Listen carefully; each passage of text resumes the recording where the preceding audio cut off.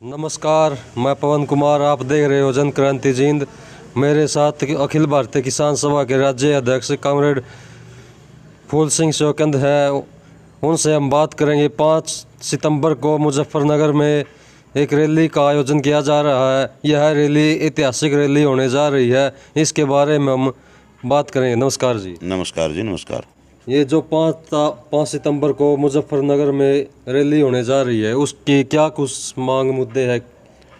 ऐसा है कि जैसे किसान आंदोलन पिछले 9 महीने के करीब हो गया है और इसमें किसानों ने जो अनुशासन दिखाया है, जो एकता दिखाई है, वो लाजवाब है। लेकिन शुरू से ही मोदी सरकार की हठधर्मिता, अहंकार और परो कारपोरेट जो रुख है, उससे स्पष्ट हो गया है कि ये बिल्कुल किसान और गरीब विरोधी सरकार है। और इसको लेकर के किसानों ने भी ये मन बना लिया पूरे तौर पे कि ये जो 3 कृषि कानून आए हैं, बिजली बिल आया है, लेबर कोड आए हैं, इनको रद्द करवाने के लिए देश की जनता के अंदर एक लहर चली हुई है। और उसी का नतीजा है कि लाखों लाख किसान मजदूर दिल्ली की सरहदों पे बैठे हैं। जगह जगह टोल प्लाजाओं के ऊपर अपने केंद्र बनाए हुए हैं। हर रोज़ शहरों के अंदर अलग अलग प्रकार की गतिविधियां होती हैं। आप देखोगे 26 जनवरी को दिल्ली के अंदर जो परेड हुई थी, और अभी 15 अगस्त को एक ऐतिहासिक परेड मतलब पूरे देश के अंदर हुई। और हरियाणा में तो उस परेड का कोई मतलब जवाब ही नहीं दिया जा सकता कि लाखों ट्रैक्टर पूरे हरियाणा के अंदर सड़कों पे तिरंगा झंडा लेकर के निकले। और ये पहला मौका था आज़ादी के बाद 75 साल में कि इतने तिरंगे झंडे किसान और मजदूर लेकर के सड़कों के ऊपर निकले और इस तिरंगे झंडे का सम्मान हुआ। और मोदी की सरकार का जो रवैया है, उसकी वजह से 600 से ज़्यादा किसान अपनी जान गंवा चुके हैं, शहीद हो चुके हैं इस आंदोलन में। लेकिन किसान पीछे हटने वाले नहीं हैं, क्योंकि लगातार जो दमन की नीति अपना रही है और जो बीजेपी की नीति है, शुरू से ही दमन की नीति और इसके साथ ही जाति और धर्म के ऊपर लोगों का बंटवारा करना, ये बीजेपी की नीति रही है। और इसके लिए उसने अनेकों षड्यंत्र रचे, लेकिन वो तमाम षड्यंत्र फेल हो गए। और अब संयुक्त मोर्चा की बैठक हुई। संयुक्त मोर्चा ने ये तय किया कि बीजेपी को जड़ से उखाड़ना पड़ेगा। और इसके लिए अभी जो पिछले विधानसभा के चुनाव, वहाँ बीजेपी को करारी हार का सामना करना पड़ा है। और अभी उत्तराखंड, पंजाब और उत्तर प्रदेश, ये 3 प्रांत हैं। 2 छोटे प्रांत और भी हैं। 5 प्रांतों में अगले साल फरवरी में चुनाव होंगे, जिसको लेकर के पंजाब के अंदर तो आंदोलन का बहुत भारी असर है। वहाँ तो ये लगता है कि शायद बीजेपी का कोई टिकट लेने वाला ही ना मिले, और मिल भी गया तो कोई ले भी आया तो कहीं गांव के अंदर और शहरों के अंदर वो घुस नहीं पाएंगे। तो उत्तर प्रदेश के अंदर जो योगी सरकार की दमनकारी नीति है, उसका जवाब देने के लिए, और जो बीजेपी सरकार की ये कोशिश है कि उत्तर प्रदेश में जैसे इन्होंने पहले एक धार्मिक उन्माद का खेल खेला था, जाट और मुसलमान के नाम के ऊपर जो दंगे करवाए थे, हिंदू मुसलमान के नाम के ऊपर जो दंगे करवाए थे, उसमें सैकड़ों लोगों ने जान गंवाई थी, अपने घर छोड़ के भागना पड़ा था। अब उन लोगों को सबको समझ में आ गई, हिंदू हो चाहे मुसलमान हो, सिख हो चाहे ईसाई हो, लेकिन जो किसान है उसने ये मान लिया कि मैं किसान हूँ। और मज़दूर ने भी ये मान लिया कि ये केवल किसान के ऊपर हमला नहीं है, ये हमारी रोटी भी तिजोरी में बंद हो जाएगी और हमें भी मतलब राशन प्रणाली की जो व्यवस्था है ये ध्वस्त हो जाएगी। इसलिए किसान और मज़दूर का ये साझा मुद्दा है। और संयुक्त मोर्चा ने तय किया है कि 5 सितंबर को यूपी के अंदर धार्मिक उन्माद की कोई भावना न फैले और यूपी की जनता के अंदर भी पंजाब और हरियाणा की तरह एक जागृति पैदा हो, उसको लेकर के 5 सितंबर को मुजफ्फरनगर में एक बड़ी रैली का आयोजन किया जा रहा है। और ये रैली संयुक्त मोर्चा की तरफ से आयोजन की जा रही है। और उस दिन ये जो यूपी और उत्तराखंड मिशन है, उसका आगाज़ होगा। उसके बाद ये सिलसिला आगे चलता रहेगा, बढ़ता रहेगा, और इससे एक जागृति उत्तर प्रदेश के अंदर पैदा होगी। और वहाँ पर जो लोगों का मन है, जो आज दबे हुए थे, वो उभर के सामने आएगी। और बीजेपी को उत्तर प्रदेश और उत्तराखंड से बिल्कुल उखाड़ने की एक योजना आने वाले समय में बनेगी, जिस पर संयुक्त मोर्चा जी जान से जुटेगा। 26 और 27 अगस्त को भी संयुक्त किसान मोर्चा ने एक राष्ट्रीय अधिवेशन बुलाया है सिंघू बॉर्डर पे। उसके उसके क्या मायने हैं? ऐसा है कि 26 और 27 नवंबर को एक राष्ट्रीय कन्वेंशन बुलाई है, सम्मेलन कह लो, अगस्त को। उसमें सिंघू बॉर्डर के ऊपर उसमें सभी संगठनों के कुछ प्रतिनिधि आएंगे, वो चर्चा करेंगे कि भाई इन कानूनों के ऊपर एक तो जानकारी दी जाएगी सारे कैडर को, और इसके अलावा आगे की हमारी क्या रणनीति हो इसके ऊपर भी वहाँ चर्चा की जाएगी। लेकिन वो जो भी होगा वो संयुक्त मोर्चा बाद में तय करेगा। 5 सितंबर की तारीख तय कर चुके हैं और उसमें लाखों लोग जाएंगे। हरियाणा से भी अखिल भारतीय किसान सभा की हमारी 2 दिन पहले मीटिंग थी रोहतक के अंदर, और वहाँ पर हमारे राष्ट्रीय अध्यक्ष डॉक्टर अशोक डबले जी, कृष्णा प्रसाद हमारे राष्ट्रीय सचिव, वो आए हुए थे, और हमने तय कर लिया कि 5000 किसानों का जत्था किसान सभा का हरियाणा से मुजफ्फरनगर की रैली में पहुँचेगा, जो किसान सभा के बैनर के साथ जाएगा।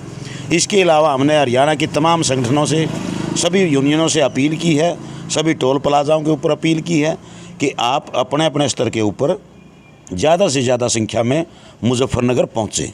विधानसभा का सत्र हरियाणा का चला हुआ है। कल विपक्ष मांग कर रहा था ये काले कानून है, लेकिन बीजेपी के मंत्री और जेजेपी के मंत्री कह रहे हैं कि इसमें काला क्या है, यदि काला है तो हम संशोधन कर देंगे। ये आज भी संशोधन की बात कर रहे, इसको रद्द कराने की बात नहीं कर रहे। और दूसरी तरफ जो कांग्रेस का पूर्व मुख्यमंत्री है हुड्डा, उन्होंने कहा कि ये जो ये प्राइवेट मंडी है वो तो ठीक है, लेकिन प्राइवेट मंडी में एमएसपी की गारंटी का कानून बना दे। इस बयान को आप कैसे देखते हो?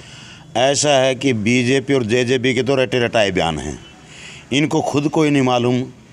काला तो तब बताया जाता नहीं कि वो कहते नहीं कि दाल में कुछ काला है। जब सारी दाल काली हो तो उसमें काला ढूंढने की ज़रूरत क्या है?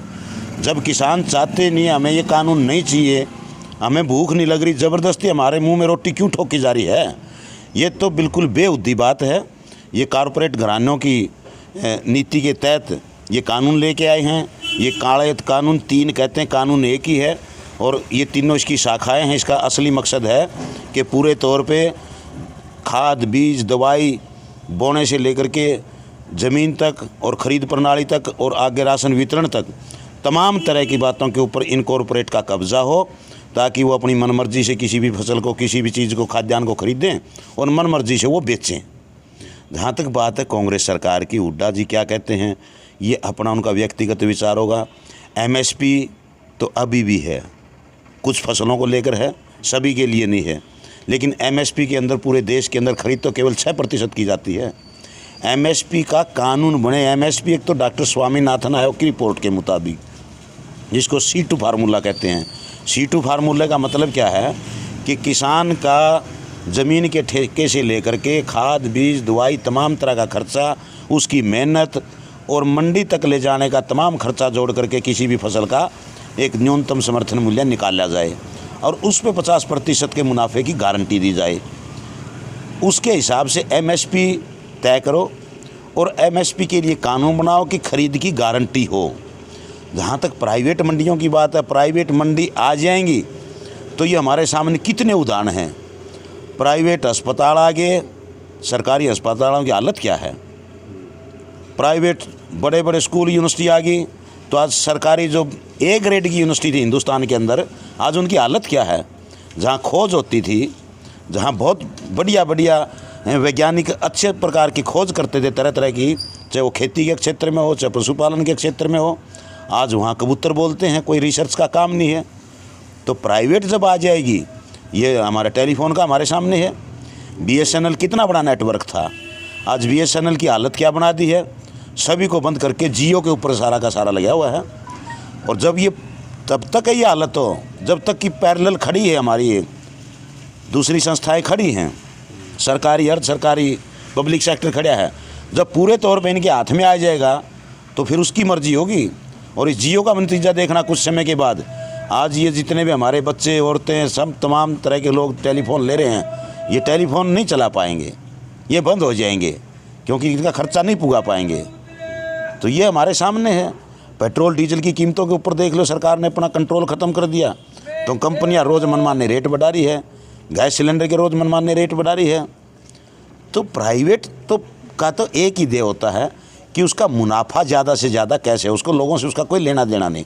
और इसकी सबसे ज़्यादा मार पड़ती है उन गरीब लोगों के ऊपर जो हाशिए के ऊपर जो दिहाड़ी मजदूरी करके अपना गुजारा करते हैं। अब इन्होंने तो इतना बेहुदा काम कर दिया, मतलब आज 5 किलो अनाज देते हैं, अनाज की कीमत कम है और वो थैला छपवा दिया मोदी और खट्टर का फोटो उसके ऊपर है, उस थैले की कीमत ज़्यादा है।